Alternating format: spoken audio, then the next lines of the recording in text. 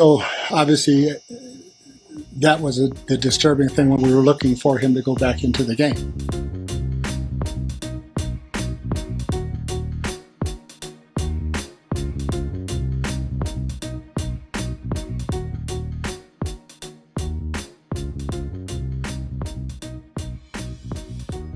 We always had, he was very upset at halftime about who was getting targeted. Got that calmed down.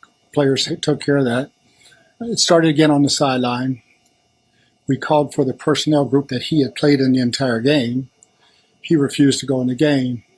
That's when I looked back and saw him basically wave off the coach. I then went back, approached him about what was going on.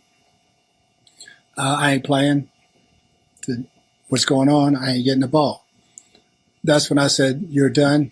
Get the F out of here." And that's the end of it. And we're working on Carolina. That's the end of the story. And hopefully it ends today. You can't force a player to play. I mean, they have that choice. It's their body. And he decided to play. He and Mike both were on pitch counts. All right. And we were trying to manage that as best we could in the first half.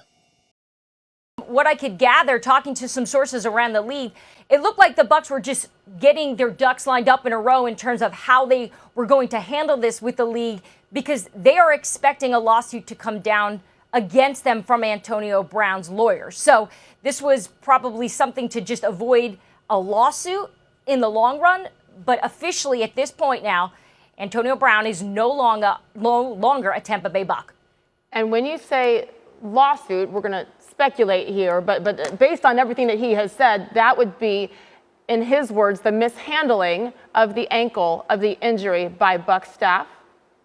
Yeah, he obviously has his side of the story, his version of it. We saw some of those text messages that he tried to release as more evidence as to how he was going about the situation. And now we've seen what Bruce Arians has said, and now ultimately how the Tampa Bay Bucs view it. We don't know for certain what the next steps are going to be for Antonio Brown in terms of how he's going to handle this. If he will even wind up suing the Bucs or find a way to still get paid out on that contract. But at this point, right now, all we know is Antonio Brown is going to get surgery, and he is no longer in Tampa Bay. So this story is obviously ongoing.